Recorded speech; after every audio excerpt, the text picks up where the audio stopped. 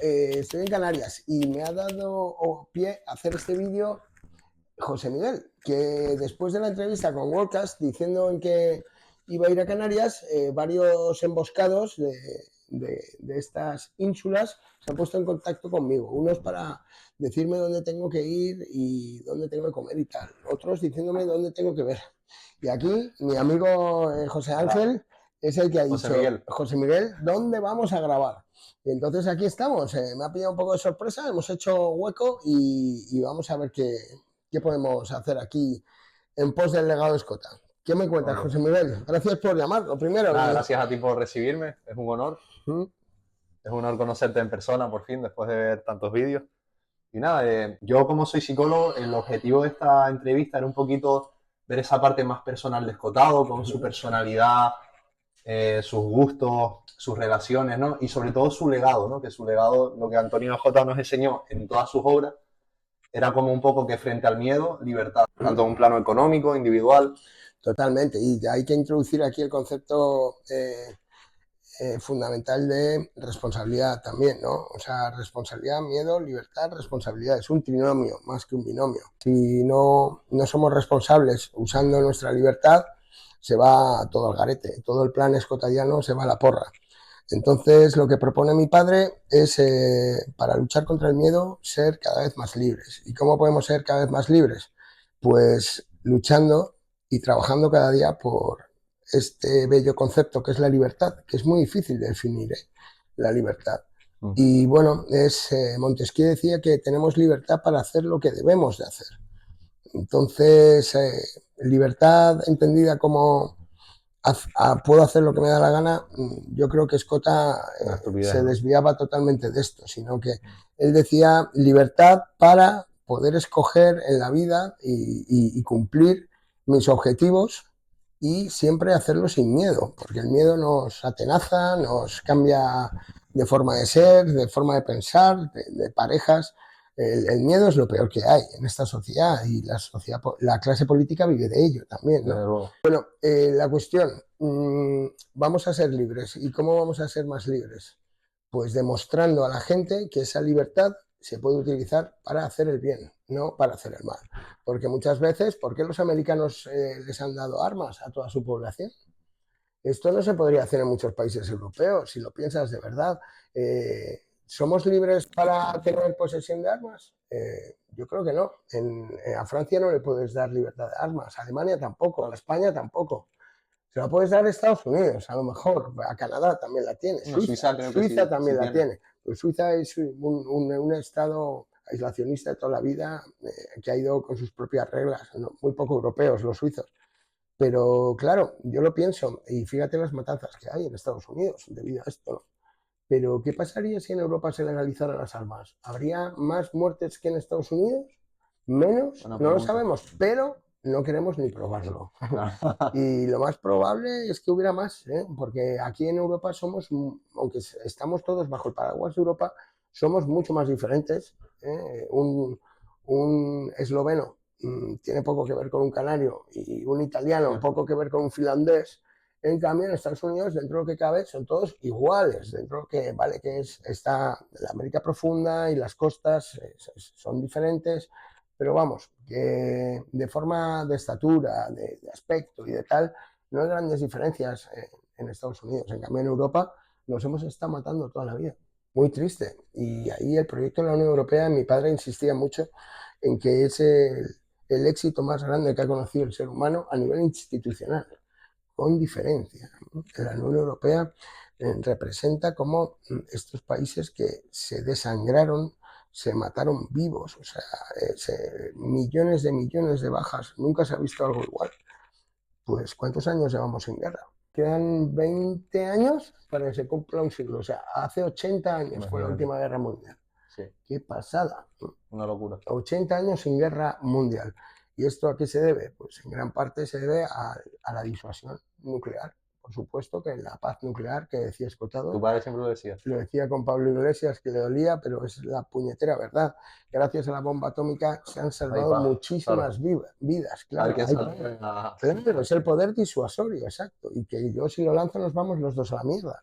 Esto es, en la Guerra Fría se vio muy bien, ¿no? Que no interesaba a ninguno de los dos bandos irse a la mierda. El poder nuclear, que sepamos, tiene Francia y Inglaterra, nada más, ¿no? Pero a su manera. Pero la vieja Europa, que nos hemos estado pegando toda la vida, pues ahora participamos de todo, de libertad de capitales, libertad de movimiento de personas, tenemos la misma moneda. Realmente parece mentira. Si hace 80 años alguien le hubieran dicho que, No se lo creería. claro, que tú ibas a compartir moneda con el alemán, con el francés, con el italiano, no se lo creerían, ni mucho menos. Y bueno, pues sí, eso es un orgullo de la Unión Europea, desde luego. Pues nada, vamos a empezar. Sí. ¿Quién es Jorge Escotado? Bueno, ¿Cuál es tu misión de vida? mi ¿Qué misión haces? de vida, a ver, es una pregunta muy potente que me han hecho más veces y trato de responderla al paso. Tú que eres psicólogo, pues no, que tampoco quiero que indagues mucho, ¿vale? No te preocupes. Pero la cuestión, yo soy el hijo de Antonio Escotado y soy el hijo de Cristina Álvarez de Lorenzana, que son dos personas muy distintas. Una persona es todo corazón, como era mi gran madre, la leona, Cristina, que parió y sacó adelante a 4 hijos ella solita, por así decirlo. Y luego mi padre, que ya le conocéis sobradamente, ¿no? Entonces, ¿quién es Jorge Escotado? Pues Jorge Escotado se supone, según la biología, que debe ser una mezcla de esas dos personas, ¿no? Sí. Esto es lo que dicen lo que dicen en el estudio. Entonces soy la mezcla de Antonio y de Cristina. Y luego pues estudié periodismo y me di cuenta de que lo que me gustaba era ser emprendedor y tener la idea de poder trasladar mi entusiasmo a más gente, porque eso es lo que se trata, de lo que trata el liderazgo y lo que trata las empresas, ¿no? Conseguir que tu equipo todo reme en la misma dirección.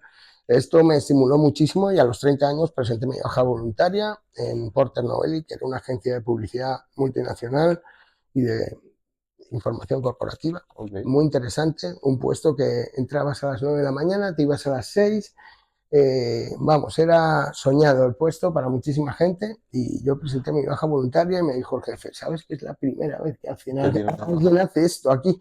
Y digo, ya, pero es que yo últimamente también me había ido voluntariamente a otro trabajo. Había algo que me llamaba el mundo schumpeteriano, por así decirlo, el mundo del capitalismo. No lo quería vivir desde el lado del trabajador, sino desde el lado del empleador. Entonces, a mí me sedujo muchísimo la idea de ser un benefactor social, ¿no? Se puede decir que aquella persona que genera riqueza consigue trabajar para sí mismo. Para empezar, yo no trabajo, aunque mi objetivo son los demás totalmente, pero no tengo jefe y tengo dos empresas. Una es, no es una empresa, es ya una marca que se llama Memoralia y nos dedicamos a hacer biografías a la gente anónima, gente corriente. Esto es muy potente porque nosotros reflexionamos y dijimos, ¿qué es lo que nosotros? Porque, ¿vale? La confundí con un compañero y ya no hay nadie, ahora solo quedo yo. La cuestión es, ¿qué hay más importante para un ser humano que su propia historia? Claro. Es un poco egoísta, pero si lo piensas, es como tu propio cuerpo, tu propia historia. Son cosas que te pertenecen. Si yo te digo que dentro de 75 años nadie sabrá quién es José Miguel, tú te quedas rayado. Es una putada. Pues tío, o hacemos algo o nadie va a saber quién es José Miguel. Es verdad. Te lo aseguro. Y si no tienes hijos ya, garantizadísimo. Entonces, te hablo 75 años porque hace 75 años estaban vivos tus 8 bisabuelos. Ya. Y tú eres una suerte increíble de gente que claro, no le ha pillado el coche, no ha tenido una enfermedad, claro, hasta que tú nazcas, se ha tenido que dar una concatenación de casualidades increíbles. Pues bueno, a esas llaves, a esas estrellas, a esa concatenación increíble, no te importa nada. O sea, en 75 años desaparecen estas personas que nos hicieron posibles, ¿no? Y ahí nace Memoralia. Y dice, en una época en que solo hablamos de memoria flash y memoria USB, deberíamos hablar más de la memoria personal. ¿Por qué? Porque nos dice ya Virgilio, creo que es, que no hay mejor manera de afrontar el futuro que conociendo el pasado. Entonces, imagínate, tío, que tú supieras que tienes un antepasado que también fue psicólogo, que era muy parecido a ti, no sé, o sea, la familia, ahí reside, se arracima mucha historia alrededor de un apellido, ¿no? Unos valores, una transmisión de la educación, ¿no? Una familia es así, una familia es asá. Claro. ¿Qué ha pasado, ¿no? En esta familia? ¿Cuáles son los sueños de esta familia? ¿Cuáles han sido los fracasos de esta familia? Y bueno, cómo esta familia también puede ser entendida como un modelo para la sociedad o también como un modelo de lo que no hay que hacer, no lo sé, pero lo que Memoralia tiene claro es que todavía merece ser contado, ¿no? O sea, hay novelas sobre cosas inertes, inanimadas, inventadas, y en cambio no hay nada, no hay ninguna biografía sobre el ser humano en sí. O sea, cada ser humano es único, como las llamas de un fuego o las nubes del firmamento. No va a haber dos iguales. Entonces, yo lo que partía era la idea de que no podía quedar de ti solo un DNI caducado. Hazte un libro conmigo y mi libro dura 200 años. O sea, 200 años ya son, imagínate, te verán en 2200, muchísimas generaciones. Los nietos de los nietos de los nietos, o sea, de tus nietos sabrán quién eres. O si no has tenido hijos, nosotros ese libro lo vamos a llevar a la Biblioteca Nacional. Y ahí se quedará, y ahí se consultará. A lo mejor no has tenido hijos, pero sí has tenido sobrinos. Alguien lo, claro, alguien lo leerá. Claro, alguien lo leerá y tú te puedes ya ir de este mundo de cierta manera tranquilo. Y lo llamamos terapia biográfica porque nos hemos dado cuenta de como las biografías hay que hacerlas ya en un estado de madurez de la persona, que tenga recuerdos, que ya se haya jubilado, que pueda echar la vista atrás, que ya no tenga compromisos laborales, que sus hijos ya hayan salido del nido. Entonces, en ese momento casualmente es cuando nos empieza a fallar la memoria, a la tercera edad, ¿no? Cuando dejamos de tenerle el compromiso diario de hacerle la maleta a mi sobrina o de hacerle la comida a mi hija, cuando ya te quedas sin hacer eso, te quedas vacío, ¿no? Ya. Entonces, un poco ahora a la tercera edad, hay que darles nuevas alternativas de ocio saludable se llama. ¿Qué alternativa más bonita, más hermosa que dejar un rastro de tu vida?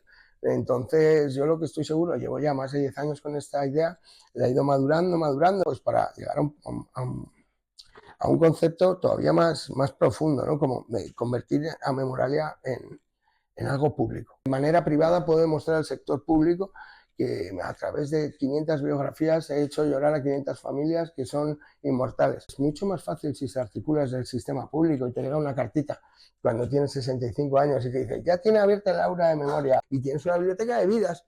Pues la vida de Tenerife es la vida de sus tinerfeños, la vida de Madrid es de sus madrileños, la vida de sus catalanes, de Cataluña es de sus catalanes. O sea que una biblioteca de vidas que haría palidecer a la Biblioteca de Alejandría. Finalmente tendría su sede en la ONU. Y ya después de esto ya me caigo a la cama y esta es la meta real que tengo con Memoralia, que ya veis que no es poco ambiciosa. Y la otra gran meta que tengo es difundir a Antonio Escotado. Antonio Escotado, pues yo siento una pulsión interior y una fuerza que me lleva a él. Y bueno, yo empecé a trabajar con él hace 7 años, realmente mano a mano. Antes me había dejado influenciar por él, me había dejado formar por él. Ya sabes que fui el hijo que menos vivió con él, me imagino. Desde los 16, ¿no? Y bueno, fue una relación especial, más bien de maestro pupilo que de padre a hijo. Pero entiendo, o quiero entender, a lo mejor estoy siendo presuntuoso, que la obra de mi padre está incompleta siempre y cuando no llegue a los 4 costados de este mundo. Eso es algo que ya no dependía de él. Esto ya el suficiente hizo Antonio Escotado escribiendo lo que escribió. No tenía el tiempo necesario ni la necesidad imperiosa de difundirlo. Esto es otro trabajo, pero esto me parece que su obra está incompleta si no se difunde. A ver, no, su obra puede estar súper completa si no se difunde. Sí, ahí guardadita. Perfecto. Pero es que creo que no sirve para lo que debería no servir. Sirve para lo que debería servir, exacto. Yo lo veo desde lejos, vale, que yo soy su hijo y puedo ser un poco chauvinista pensando que mi padre es el mejor, o de los más listos de este país, pero cuando me lo dice tanta gente y tú eso te iba a decir, que mucha gente lo dice. Por eso te iba a preguntar, ¿quién es Antonio Escotado? Porque, por ejemplo, Sánchez Dragó decía, es el único, uno de los pocos ejemplares de filósofo como tal. Y mucha gente dice, es uno de los sabios más grandes que ha habido últimamente en España, ¿no? Yo lo que sé es que consiguió su objetivo. Él quería ser el tío más listo de este país. Y me lo confesó un día. Desde chiquito, ¿no? Lo había dicho. Sí. Lo vi en un vídeo. Y lo hizo, macho. No, desde luego, lo consiguió, se lo leyó todo. ¿Quién es Antonio Escotado? Pues yo lo he dicho con muchísimo cariño. Pues un enfermo del estudio, no un enfermo, un genio del estudio. Era una persona predestinada totalmente para hacer lo que tenía que hacer e hizo. De hecho, alguna vez me dijo que si tuviera la ocasión, reviviría todo como lo había pasado. Como el eterno retorno. Sí, sí, que no se arrepentía de nada, como que todo lo que le habían pasado eran ladrillos necesarios O sea, si no hubiera estado en la cárcel, a lo mejor no hubiera escrito Historia General de las Drogas, ¿no? Sí, luego hablaremos fase por fase de su vida. Y nada, entonces tú, JO se empieza a ser, ya era famoso en el mundo académico y empieza a hacerse famoso en las redes sociales y en la gente joven ya gracias a tu difusión, ¿no? A las redes sociales. Bueno, sí, yo durante un tiempo me mantengo en la sombra y son las redes de Antonio Escotado, obviamente. Yo no escribo un solo tuit, no grabo ni un solo vídeo, a mí me da muchísima vergüenza Lo esto. gestionabas tú. Lo gestionaba en la sombra. Mientras mi padre estuviera vivo, quien tenía que aparecer era él, obviamente. Y la estrella era él, obviamente. Y por detrás, mi padre nunca escribió un tuit. Algún día me pidió las claves, tampoco se lo di, porque el community manager, tío, tiene que ser un poco censor a veces, ¿no? Sí, no, claro. Que no te lleve el corazón, sino la razón. Mi padre me acuerdo que le tiré una vez un tuit y me dice, hijo, estás practicando la autocensura. Y le dije, sí. Y me acuerdo del tuit. Y decía algo así como que lo único que esto era lo último que le faltaba a Podemos para emparentarse con el integrismo islámico. Qué buena, ¿eh? No sé exactamente el que era, pero esto era lo que le faltaba a Podemos para integrarse. Tiene un sentido del humor curioso tu padre, ¿eh? Sí, Podemos integrismo islámico va perfecto en Twitter, sí. Qué bueno. Te banean, pero rápido. Y la nube de trolls no la quiero. Pero vamos, yo un poco controlaba las redes usando siempre su pensamiento. Yo me leía sus libros y a la vez tú ves mis libros y está llenos de test. Al lado pone tweet, y luego pasas tweet, que los vas viendo. Ya cuando tienes los 144 caracteres a la cabeza, pues yo qué sé, que habré escrito 5.000 tweets. Joder. Puede ser, fácil. Pero hay días que me da el borbotón y me hago 4. Y luego me paso 5 días y no hago ninguno. Pero generalmente, sobre todo al principio, sí que era muy necesario pico pala, cuando éramos 10 seguidores en el canal de YouTube, cuando éramos 100, cuando éramos 1000, cuando éramos 10.000, que es que ahora somos 250.000, y es que es una locura. Montones, ¿eh? Y cada vez que hago algo, un acto, alguna conferencia o algo especial, tío, tengo miedo a colapsar a veces, no por falta, no por falta de ganas, sino por falta de medios, un poco, en el sentido de que se concentra en mí mucha presión. Mucha presión. Sí, tanto como hijo de Scott y luego también como una empresa que crece. O sea, la Emboscadura es una empresa muy solvente y se nos está acercando gente muy potente, porque yo siempre lo vi como un atractor extraño de talento, la Emboscadura. A mí me decían, tienes que llamar a las editoriales, Jorge. Y yo decía, no, las editoriales nos llamarán a nosotros. Y es lo que está sucediendo ahora. Y gente que nos quiere ayudar, como tú, que quieres hacer este programa, con que haya 10 niños o un solo niño que vea este programa y sea que conozca a Escotado, porque coincidirás conmigo. ¿Tú por qué has querido grabar esto conmigo? Porque Escotado te ha dado. Claro, y te tío. sientes en deuda. Claro. Te sientes en deuda. Desde hace años, tío. Te sientes en deuda. Y tú sabes que es que le abres a Escotado cuando se lo das a alguien, tío, le brillan los ojos. Y dicen, ¿cómo podía estar sin saber yo esto? Exacto. Y dices, esto es patrimonio nacional, lo tenemos aquí, es español, joder. Y además su hijo está súper accesible. Entonces no es una labor que yo pueda hacer yo solo. Yo también me siento en deuda con el viejo. Por eso hice a lo mejor las redes, ¿no? No lo sé, pero yo fui la primera víctima de sus lecturas, ¿no? Y creo que como tú hay miles de personas que me estáis ayudando en la noble labor de difundir su pensamiento con una diferencia, que es que mi padre nunca pensó en difundirlo para hacer el bien. ¿No? No sé, él lo pensaba. Él lo escribía, ¿vale? Pero que hacer el bien, eso implica difusión. Era un tío de estudio y poco más. Punto. Ya vendrá alguien luego que lo difunda. Pero no, has hecho una muy buena labor. Yo creo que es un buen mensaje que debe calar en las personas, ¿no? La libertad, el vencer el miedo. ¿No? Y el amor al padre también, ¿vale? Porque yo tuve la oportunidad de rechazar a mi padre perfectamente y mal encararme con él y pedirle las cuentas de dónde había estado en mi infancia y me di cuenta de que por ahí iba un camino del diván y la amargura y el día a día se iba a envenenar bastante.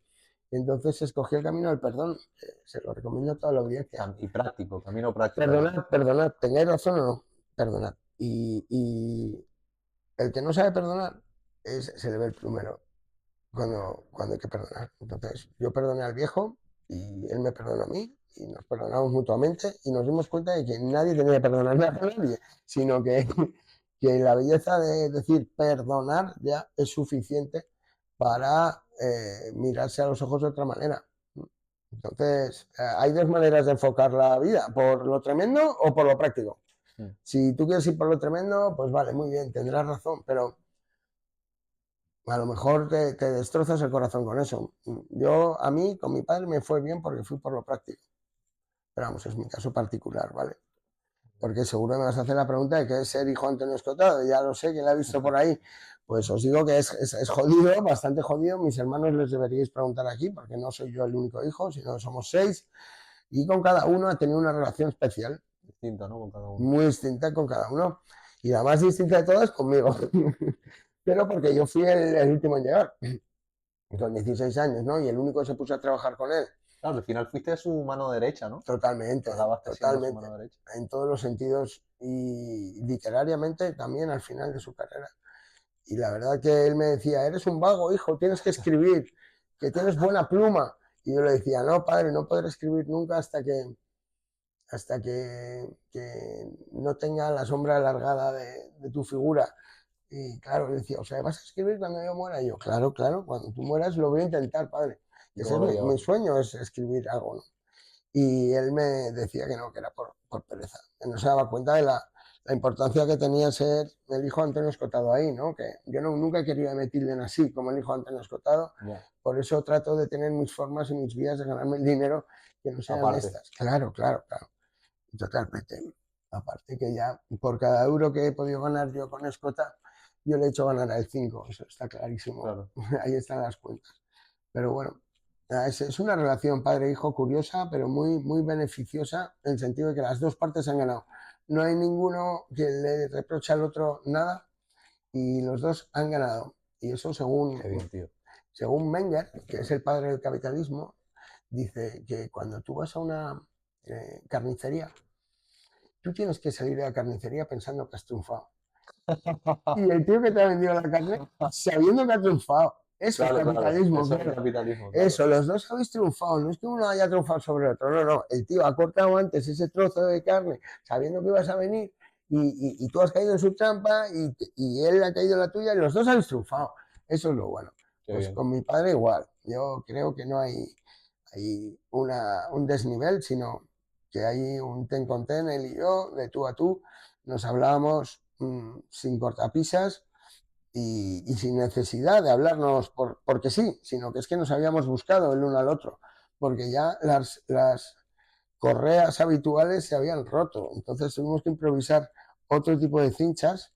Claro. Y bueno, yo me atrevía a entrar en su mundo más que mis hermanos en cómo podía pensar así esta persona, ¿no? Cómo era capaz de tener estas ideas. Y para eso no hay que ir al límite, hay que ir un poco más allá del límite, querido José Miguel.